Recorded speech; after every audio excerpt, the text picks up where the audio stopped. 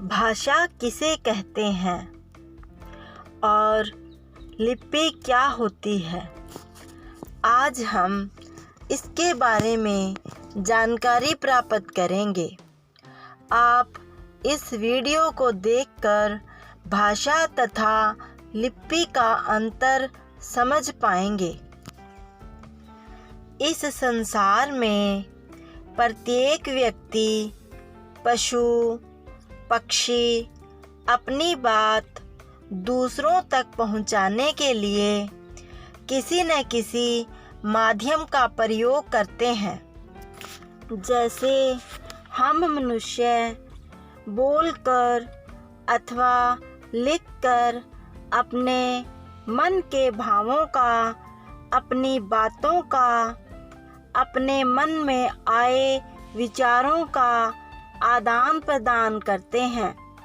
इसी प्रकार पक्षी चहचहाकर, अपने पंखों को लहराकर अथवा चोंच आदि से इशारा करके अपनी बात दूसरे पक्षियों तक पहुंचाते हैं।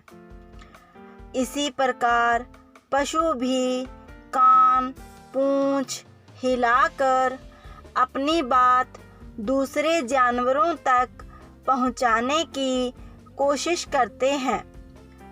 कई बार हम देखते हैं कि चौराहे में खड़ा सिपाही इशारे से सबको यातायात के नियमों की पालना करने के लिए कहता है। बच्चा रोकर अपनी भूख का संकेत करता है। इसी प्रकार कई बार हम हाँ का उत्तर या नहीं का उत्तर सिर हिला कर देते हैं। इस प्रकार हम देखते हैं कि धरती के सभी जीव अपने भावों का आदान प्रदान करते हैं, लेकिन मनुष्य ही एक ऐसा प्राणी है जो भाषा का प्रयोग करता है। बाकी पशु, पक्षी या फिर कभी कभी मनुष्य भी जो बात संकेतों के माध्यम से करता है उसे हम भाषा नहीं कह सकते। भाषा शब्द का प्रयोग मानव कंठ से निकलने वाली सार्थक ध्वनियों के लिए किया जाता है। कई बार मानव कंठ से निरर्थक ध्वनियाँ जैसे आदि की आवाज़ निकलती है, लेकिन इन ध्वनियों को हम भाषा नहीं कह सकते। अतः जिस साधन के द्वारा मनुष्य अपने मन के भावों तथा विचारों को बोलकर अथवा लिखकर प्रकट करता है उसे हम भाषा कहते हैं। भाषा को प्रकट करने के आधार पर इसके दो भेद हैं, मौखिक भाषा तथा लिखित भाषा।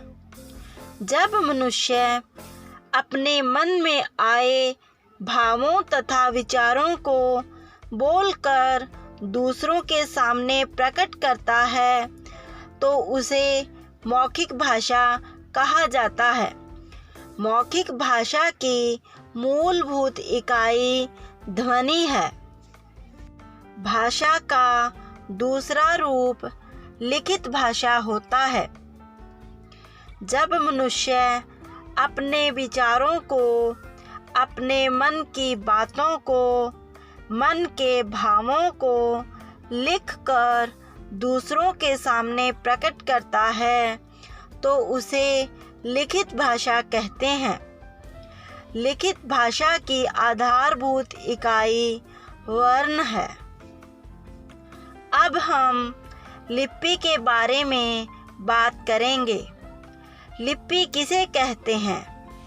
भाषा अथवा लिपि दोनों अलग अलग विषय हैं, क्योंकि भाषा का लिखित रूप प्रकट करने के लिए हमें लिपि का सहारा लेना पड़ता है। अतः लिपि वो चिन्ह हैं जो भाषा की ध्वनियों को आकार देते हैं। संसार की प्रत्येक ध्वनि का कोई न कोई आकार होता है। इसी प्रकार संसार की प्रत्येक भाषा को प्रकट करने के लिए किसी न किसी लिपि का सहारा लिया गया है। जैसे हिंदी भाषा की लिपि को देवनागरी लिपि कहते हैं, इस प्रकार अंग्रेजी भाषा की लिपि रोमन है। पंजाबी भाषा की लिपि गुरुमुखी लिपि है। उर्दू भाषा की लिपि फारसी है। संसार की कितनी ही भाषाएं हैं जिनकी किसी न किसी लिपि से ही पहचान है। अब हम कुछ वाक्यों की भाषा तथा लिपि लिखते हैं। जैसे वह स्कूल जाता है, तो इस वाक्य में भाषा हिंदी है तथा इसकी लिपि देवनागरी है। अगर अब हम इसी वाक्य को गुरुमुखी लिपि में लिखें, वह स्कूल जाता है, तो यहाँ पर हम देखते हैं कि इस वाक्य की भाषा हिंदी है, लेकिन इसको हमने गुरुमुखी लिपि में लिखा है। इसी प्रकार इस वाक्य को रोमन लिपि में लिखें तो लिखा जाएगा वह स्कूल जाता है। तो यहाँ पर इस वाक्य की केवल लिपि बदली है, लेकिन यह भाषा हिंदी भाषा ही है। अगर हम इस वाक्य को अंग्रेजी भाषा में लिखना चाहते हैं तो लिखा जाएगा ही गोज़ टू स्कूल। इस वाक्य में हम देखते हैं कि यह वाक्य अंग्रेजी भाषा का वाक्य है तथा इसकी लिपि रोमन लिपि है। इस प्रकार हम देखते हैं भाषा तथा लिपि दोनों अलग अलग विषय हैं। भाषा का लिखित रूप प्रकट करने के लिए लिपि का सहारा लिया जाता है। लिपि के बिना किसी भी भाषा का लिखित रूप संभव नहीं है। इस प्रकार हम देखते हैं कि भाषा तथा लिपि दोनों अलग अलग विषय हैं। अब हम भाषा को लिखने के ढंग के बारे में जानते हैं। कई भाषाएं ऐसी हैं जो बाएं से दाएं ओर लिखी जाती हैं, तो कई भाषाएं ऐसी हैं जो दाएं से बाएं ओर लिखी जाती हैं।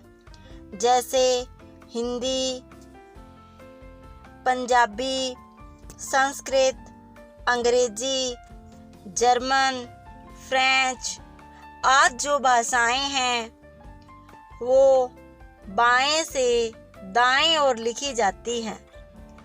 लेकिन उर्दू, फारसी ऐसी भाषाएं हैं जो दाएं से बाईं ओर लिखी जाती है।